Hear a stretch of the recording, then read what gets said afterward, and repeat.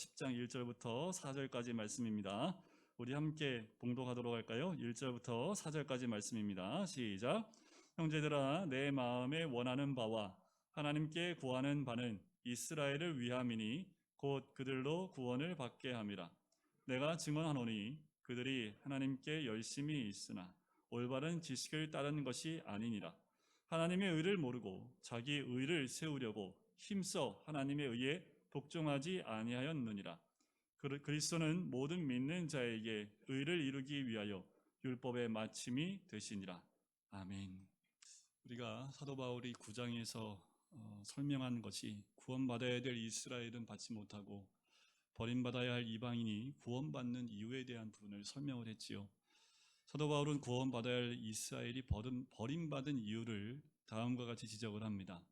이스라엘은 믿음으로 구원받는 것보다 율법이라 전통, 행위와 같은 종교적인 기득권으로 구원을 받으려 했기 때문입니다.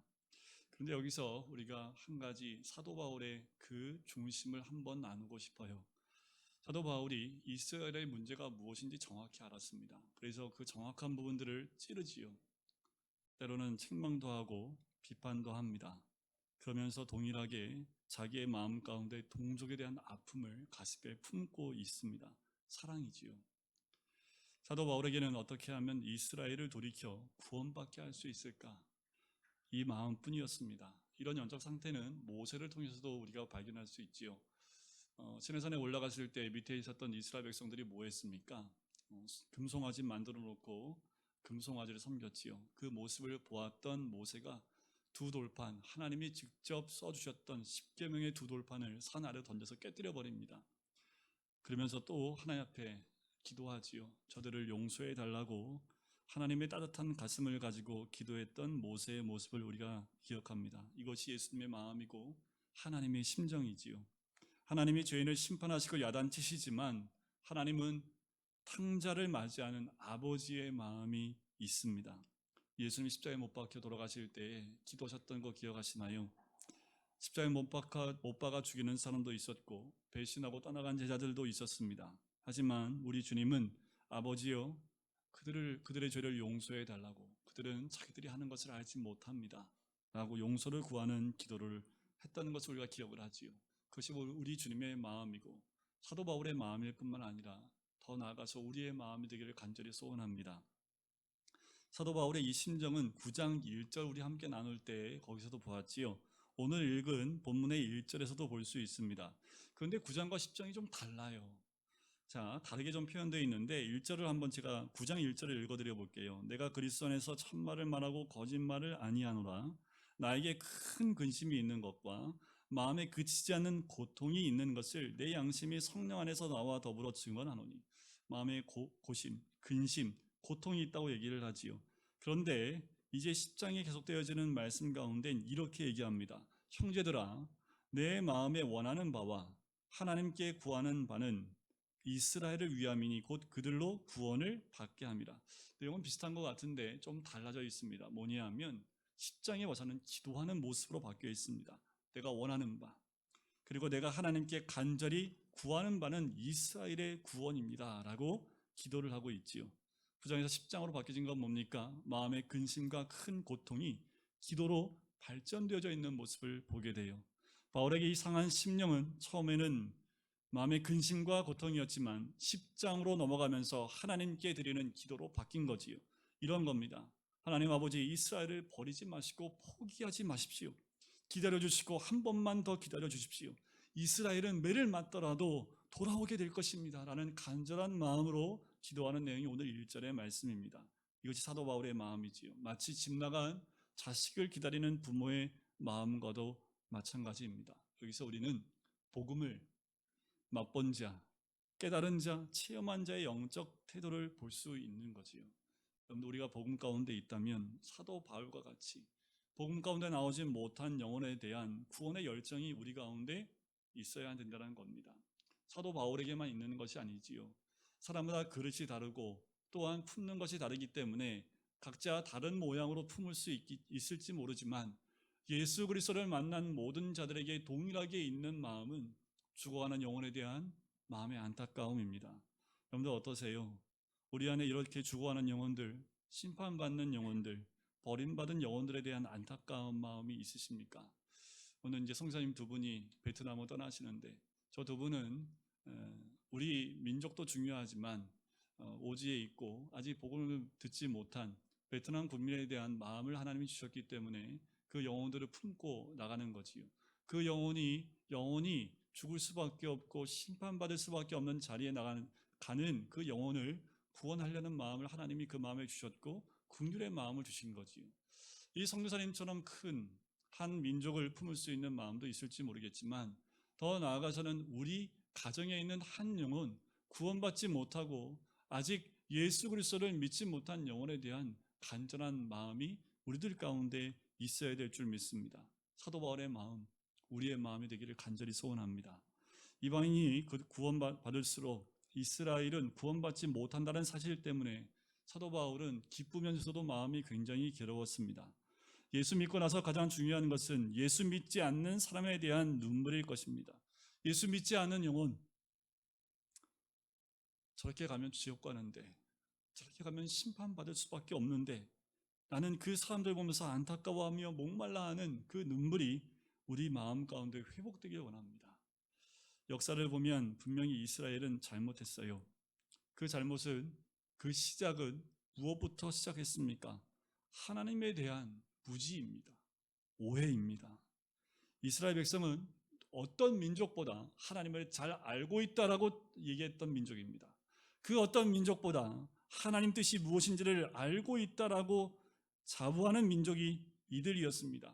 유식하다고 얘기했을지 모릅니다. 하지만 그것이 문제였지요.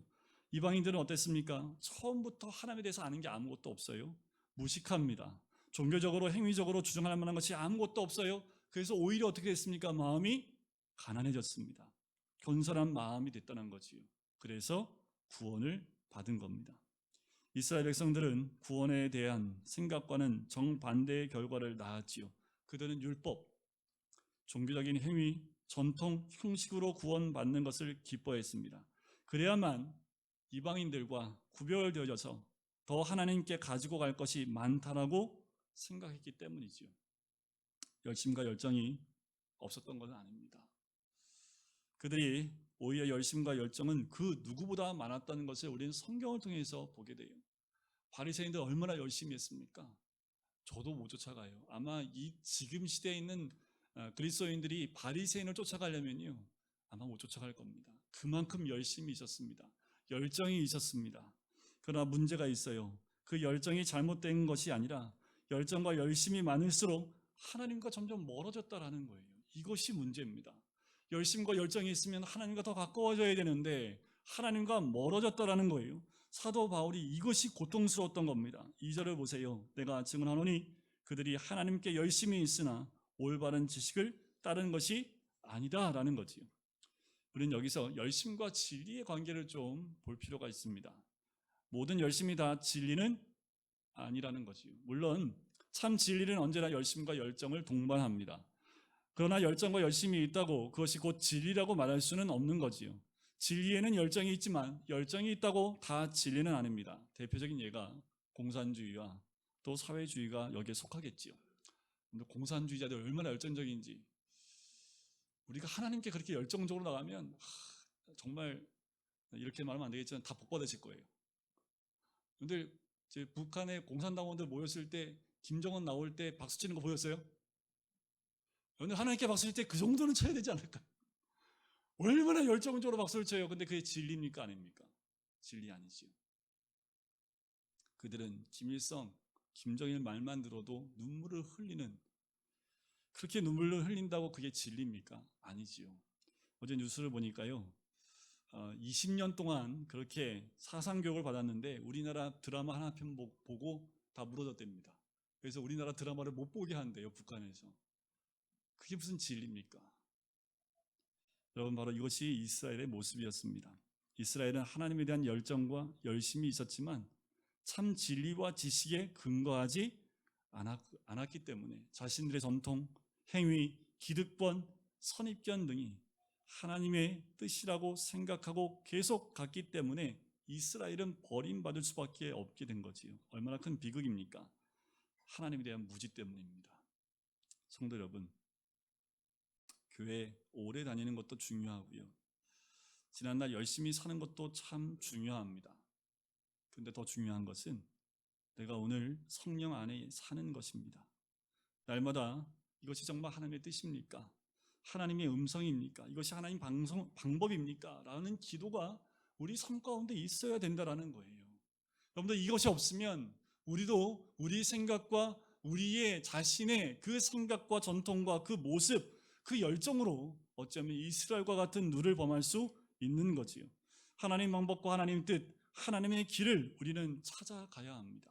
이것이 바로 그리스도인의 모습이고 성령 안에 있는 사람의 모습입니다. 날마다 우리는 새로워져야 돼요. 날마다 우리는 자신을 바꿔가야 돼요. 수정해 가야 돼요. 왜 그럴까요? 아직도 우리는 죄 가운데 있기 때문에, 내가 있는 모든 것이 하나님의 뜻에 맞지 않기 때문에 날마다 바꿔나가고 주의 뜻으로 수정해 나가고 방향을 조정해 나가야 된다는 겁니다. 이것이 그리스도 안에 있는 자의 모습이지요. 열심은 있었으나 지식에 이르지 못한 내용이 무엇일까? 3절에 나옵니다. 하나님의 의를 모르고 자기 의를 세우려고 힘써 하나님의 의에 복종하지 아니하였느니라. 이것이 바로 이스라엘의 모습이지요.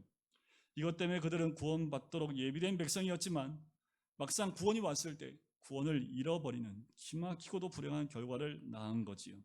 그들은 하나님이 자기들에게 무엇을 요구하는지 잘 몰랐어요. 자, 3절 첫 부분에 보면 이스라엘은 하나님의 의를 모르고 하나님을 오해했습니다. 여러분들, 혹시 하나님에 대해서 무지하지 않으십니까? 하나님은 우리 마음대로 정의 내리고 하나님을 우리 마음대로 생각하지는 않습니까? 비극입니다. 목사인 저는 하나님에 대해서 더 잘 알까요? 그렇지도 않더라고요. 저도 날마다 말씀 가운데 이것이 하나님의 뜻에 맞는지 기도하지 않으면, 또 말씀 가운데 묵상하지 않으면 저도 쉽게 넘어지고 또 잘못된 길을 선택할 수 있는 죄인된 모습이 목사의 모습입니다. 여러분들, 날마다 하나님을 알아가셔야 됩니다. 하나님 만나셔야 됩니다. 하나님을 모르고 살아가면 나도 모르는 사이에 이스라엘처럼 그것이 하나님의 의인지도 모르고 그냥 살아간다라는 거예요. 그런데 너무 안타까운 것은요, 너무나 많은 그리스도인들이 하나님에 대한 지식에 대해서 관심이 없어요. 하나님을 더 알아가려는 마음들이 없습니다. 하나님을 알면 알수록 하나님의 뜻이 무엇인지 알기 때문에 그 뜻대로 순종해 갈 수 있는데 관심이 없어요. 지금 이 시대의 가장 큰 문제점, 우리 그리스도인들이 그리스도인답지 못한 이유가 여기에 있는 거지요. 하나님을 이분이 하나님일 것이다, 이것이 성경의 뜻일 것이다 라고 자기의 작고 제한된 지식으로 하나님을 마음대로 결정내어버리는 그 누를 범한다라는 거지요. 두 번째, 이스라엘은 자기의 의를 세우려고 했습니다. 하나님의 의에 대해서 무지하면 자기 의가 드러나기 시작을 합니다. 자기 의로움을 자꾸 주장해요. 자기 목소리가 커지기 시작한다라는 거예요. 자기 의가 드러나면 하나님 의에 관심이 없습니다. 이 내 의가 하나님 뜻이야 라고 말하면서 그것을 계속 주장하기 시작을 하지요. 그리고 누가 옳다고 해요? 하나님이 옳다라는 것보다 자기가 옳다라고 큰 소리를 내기 시작한다라는 겁니다. 세 번째, 그렇게 자기 의를 세우려고 하면 어떤 행동을 하게 됩니까? 힘써 하나님의 의에 복종치 않게 됩니다. 그럼 자꾸 비판하고 자꾸 반항하게 되는 거지요. 여러분, 우리가 어떤 일에 대해서 모를 수도 있고요, 알 수도 있습니다. 여러분들, 내가 옳을 수도 있고 생각대로 반항하며 비판할 수도 있는 거지요. 기도해야 하는 겁니다. 나도 잘못할 수 있기 때문에 계속 기도해야 된다는 거예요. 무릎 꿇고 겸손하게 하나님 뜻을 가르쳐 주십시오, 성령의 인도를 받기 원합니다 라고 기도하는 겸손한 자의 모습이 그리스도인의 모습이어야 된다는 거지. 그리스도인은 비판하는 것이 그리스도인 아닙니다. 자기의 생각을 드러내는 것이 그리스도인 아닙니다. 그리스도인은 그리스도를 드러내는 사람이 그리스도인이지 자기의 생각과 의를 드러내는 것이 그리스도인 아닙니다. 세상에 많은 의가 있지요. 하지만 그것은 개인의 의입니다. 그러니 목소리가 커질 수밖에 없어요. 하나님의 의는 목소리로 내는 것이 아닙니다. 이스라엘 백성들은 어떻게 했습니까? 그렇게 하지 못했지요. 오히려 그것들을 지적당했을 때 그들의 자존심은 상했습니다. 크게 반발하고 자기 의를 세우고 자기가 옳다고 주장을 하지요. 그래서 어떻게 했습니까? 메시아를 죽였습니다. 이 모든 것 하나님을 오해했기 때문이지요. 여러분, 하나님을 제대로 알아야 됩니다. 하나님을 묵상해야 되고 하나님 만나야 되고 하나님을 알아야 되는 거지요. 하나님이 의에 대해서 자기들 마음대로 종교적으로 전통적으로 해석했기 때문에 오해가 생긴 겁니다. 하나님의 의가 무엇입니까? 그건 공의입니다. 하나님에게는 사랑도 있고 공의도 있습니다. 사랑과 공의가 별개로 떨어져 있는 것이 아니라 사랑 안에 공의가 있고 공의 안에 사랑이 있는 거지요. 여러분, 인간 안에 무슨 의가 있습니까? 어떻게 인간의 의로 하나님의 의를 생각할 수 있습니까? 의란 죄가 없는 상태이지요. 하나님께는 의가 있지만 인간에게는 뭐가 있습니까? 죄밖에 없습니다. 죄는 의를 알아볼 수 없는 거지요. 로마서 3장 말씀에 기록된 바 의인은 없나니 하나도 없다라고 얘기했죠. 깨닫는 자도 없고 하나님을 찾는 자도 없고 다 치우쳐 함께 무익하게 되고 선을 행하는 자가 없나니 하나도 없도다. 이 시편에 있는 말씀을 그대로 인용하고 있는데 지금 우리들의 모습과 별반 다르지 않습니다. 시대가 바뀌어도 이 말씀이 그대로 적용이 돼요. 인간의 의를 이렇게 표현할 수 있습니다. 시궁창 것 같지 않습니까? 누가 의로워요? 누가 의롭다고 누가 누구한테 손가락질할 수 있습니까? 인간의 의가 다 시궁창 것 같아서 서로 똑같은데 누가 더 잘났다고 얘기할 수 있습니까? 한 명도 그럴 수가 없어요. 그럼에도 불구하고 인간은 자꾸 자기 논리, 자기 의를 가지고 이야기하려고 해요. 그러면 결정적인 착각과 잘못된 결과를 낳게 됩니다. 사도 바울이 이 점을 지적하는 거예요. 이런 지적이 예수를 오래 믿고 잘 믿고 있다는 우리를 향한 하나님의 지적이라는 겁니다. 이스라엘만 지적하는 것이 아니라 어쩌면 우리를 향한 사도 바울에 대한 지적일 수 있다는 거지요. 참으로 우리는 하나님의 의를 아십니까? 우리는 성경의 의, 하나님에 대해서 유식합니까? 옛날에 들은 설교 몇 편을 가지고 하나님을 평가하고 있지는 않습니까? 이스라엘의 실수가 여기 있었던 거지요. 여러분들, 날마다 주님 안에 거하지 않으면 과거에 알았던 하나님으로 그냥 끝나버리고 그것이 다인 양 우리가 얘기할 수 있다는 거예요. 인간에게는 인간의 의를 내세우고 하나님의 의를 복종하지 않으려는 오만한 영적 태도가 있습니다. 믿음으로 하지 않고 율법으로 하려고 해요. 이스라엘뿐만 아니라 예수를 믿는 우리 모두가 똑같이 저지를 수 있는 실수입니다. 여러분들 기억하셔야 돼요. 예수를 처음 여러분들 믿었을 때 그때 기억하십니까? 그냥 그게 천국이었죠. 그냥 다 보는 게 좋아요. 다 세상이 바뀐 것, 천국으로 바뀐 것 같아요. 다 은혜스럽게 보입니다. 뭐 실수해도 괜찮아. 뭐 실수해도 괜찮아. 그럴 수 있지. 하면서 은혜로 살아갔던 때가 예수님을 처음 만났을 때. 그런데 얼마 지나고 나니까 이제 그 은혜가 기득권이 됩니다. 그게 자기 의가 되지요. 그러면서 숫자를 세기 시작합니다. 봉사의 숫자, 헌금의 숫자, 교회를 다녔던 숫자. 그러면서 점점 뭐가 커져요? 목소리가 커지기 시작을 해요. 그러면서 자기 주장이 강해지기 시작을 한다라는 겁니다. 여러분, 정말 은혜 받은 사람은요, 안 세요. 아무리 많은 것을 하나님께 드려도, 헌신하고 봉사를 해도 늘 부족함에 하나님 앞에 무릎 꿇고 고개 숙이고 기도하는 것이 은혜 받은 자의 모습입니다. 하나님께 내놓을 만한 것이 아무것도 없는 거죠. 뭘 내놓을 게 있습니까? 하나님 앞에 우리가 뭘 자랑할 게 있어요? 뭘 얘기할 수 있겠습니까? 그러니 은혜가 율법으로 돌아가면 자기 것을 주장하게 돼요. 자기 의를 내세웁니다. 호령하기 시작하고 심판하기 시작하고 정죄하기 시작하고 비판하기 시작을 합니다. 율법적인 인간으로 돌아갔기 때문이에요. 결국 문제는 은혜냐 율법이냐입니다. 영적 전쟁에서 영적인 패배는 내가 실수를 많이 해서요? 아닙니다. 도덕적인 실수를 했느냐에 있지 않아요. 우리의 삶이 은혜의 삶이냐 아니면 율법적인 삶이냐가 영적 전쟁의 승리야 패배를 결정합니다.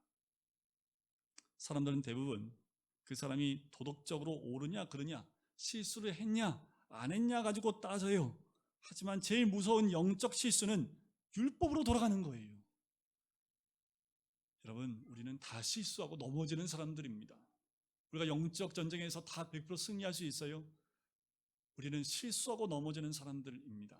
하지만 중요한 것은